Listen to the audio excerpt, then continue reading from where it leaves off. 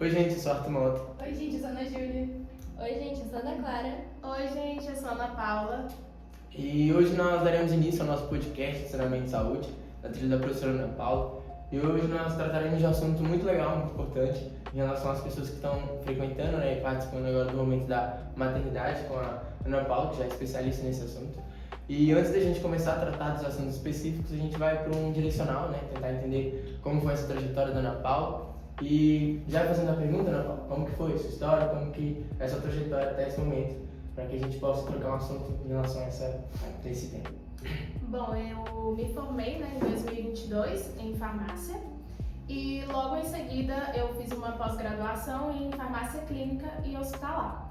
Nesse período aí eu fiquei trabalhando em drogaria, fazendo os meus atendimentos ao público e eu vi muito essa necessidade que as mães elas tinham essa questão de ter medo em relação a não só ao medicamento, mas também na questão do cuidado ali da perfuração, elas iam e na farmácia é o método tradicional que a gente faz.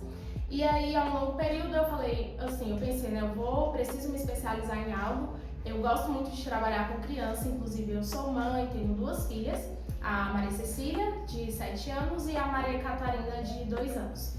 E aí eu fiquei pensando nisso, eu como mãe também, eu tenho medos, tenho os meus receios. E eu fiquei pensando, eu vou parar um período e vou me especializar em algo voltado para a maternidade, que é algo que eu gosto. Então eu corri atrás, me especializei no furo humanizado. E hoje é uma área que eu atuo, eu trabalho ainda em drogaria, eu trabalho na Drogazil. E agora eu também trabalho assim nas minhas folgas, eu faço os meus atendimentos às mamães, ao público materno infantil. Muito bacana, muito bacana.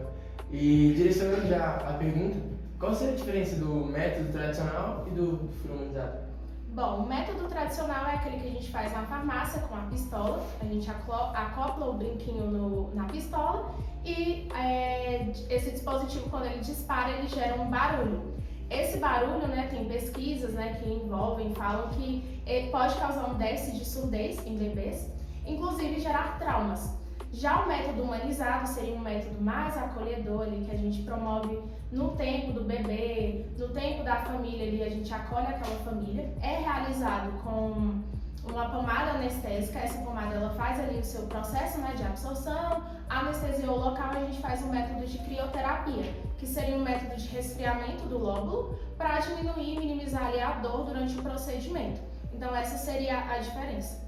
Muito bacana. Bom, e existe alguma idade ideal para fazer o furo?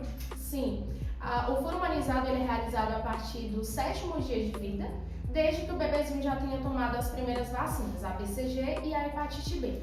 Logo depois disso já pode ser realizado. E quais são as idades ideais para a cicatrização?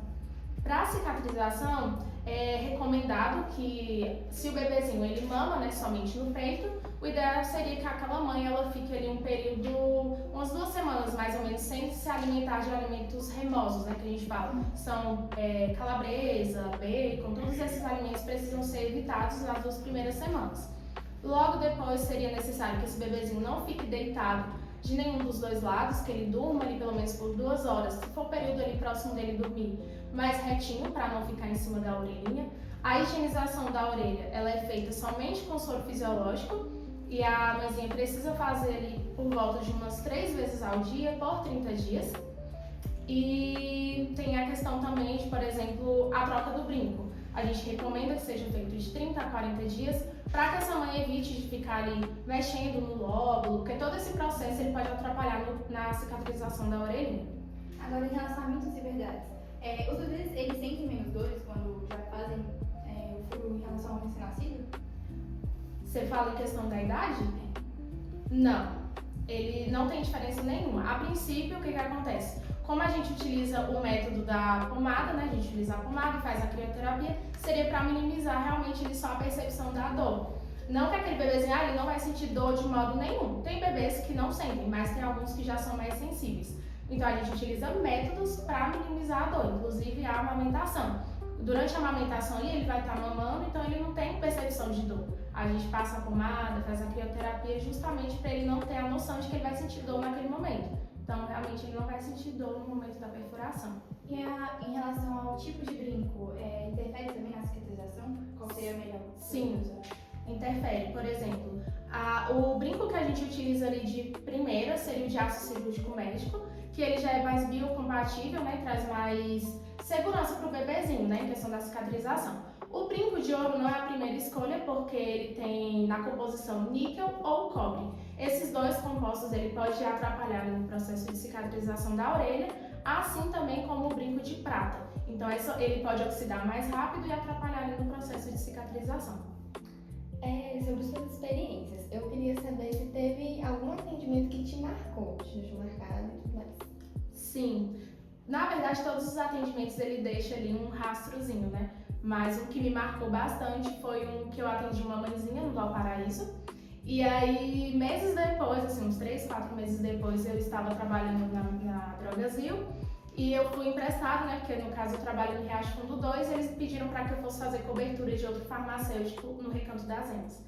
E aí eu estava lá no atendimento, chegou uma mãezinha para trocar um nebulizador.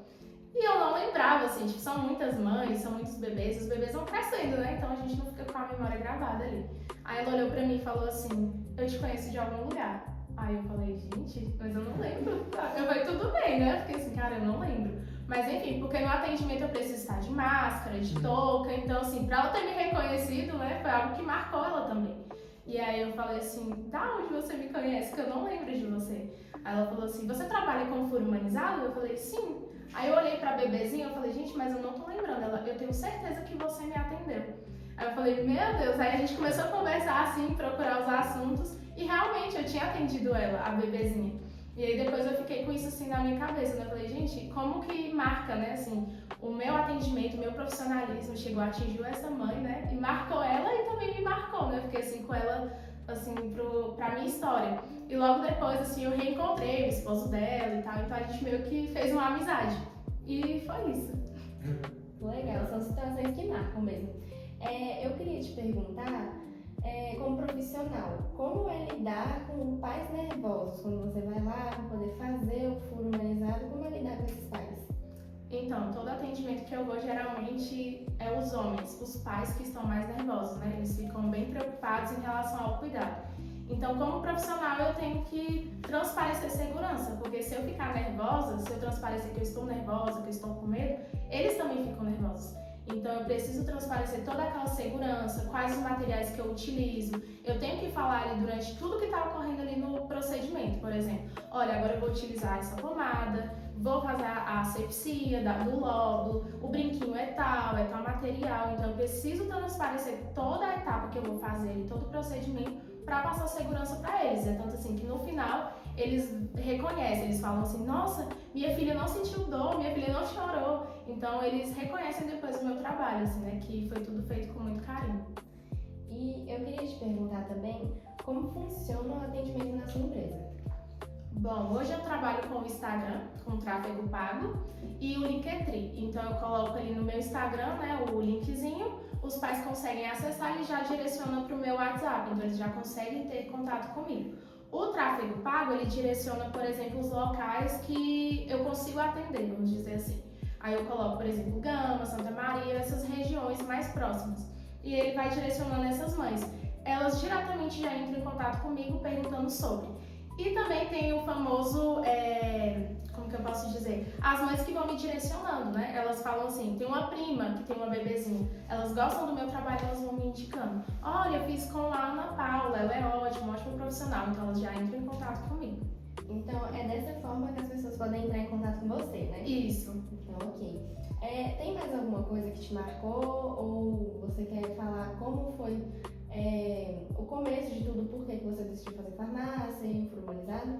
Bom, no início eu não tinha pensado em fazer farmácia, porque eu tinha medo de sangue. Então a minha primeira escolha foi engenharia, porque meu irmão ele é formado, né, na área de engenharia, e eu pensava que eu ia também super me adaptar, me adequar. Mas aí eu fiz 3 ou 4 semestres mais ou menos e eu não me identifiquei. E foi um período muito difícil porque foi um desafio que eu precisei enfrentar, né, para poder trocar de curso. E assim, foi muito medo que eu tive, receios, né, tipo assim, cara, eu fiz 4 semestres e eu vou desistir de algo que eu já estava ali no caminho. Mas foi preciso. A minha cunhada, ela é formada em farmácia, né, e ela trabalhou um período em drogaria. E ela me falou, olha, a nossa área tem diversos ramos de atuação. Ela você me explica um pouco, assim, porque eu preciso saber, porque eu tenho medo, né, assim, de lidar com sangue, né, essas questões. Ela falou, olha, a gente pode trabalhar com perícia, a gente pode trabalhar com essa parte toxicológica, com bebês, a gente pode trabalhar ali diretamente com o público, tem diversas áreas de atuação. Então, fui procurar, né, assim, né, fui saber um pouco e eu acabei me identificando. Ao longo do caminho, eu fui fazendo ali a faculdade, inclusive foi um período que eu estava grávida da minha primeira filha. Foi muito desafiador, porque eu ia grávida para a faculdade, então, assim, foi um processo muito difícil, mas que eu consegui vencer. Então, logo em seguida, foi preciso, né, fazer uma pós, continuar, e eu sou uma pessoa que eu não consigo ficar parada, eu sempre estou buscando coisas novas para estar me atualizando. Entendi. Já partindo do final do nosso podcast agora, antes de tudo, queria agradecer a Ana, a outra Ana, a Júlia, e a Ana Paula também, as 3 anos que participaram do nosso podcast de hoje, especificamente a Ana Paula que trouxe conhecimento muito importante, que todos nós possamos entrar em contato, caso a gente precise do serviço dela. E o agradecimento agora vai para todos vocês que assistiram o podcast, que vocês possam entender, de certa forma, como funciona o Furo Humanizado e o que é o Furo Humanizado, e compartilhar esse episódio. Encerrados e até a próxima.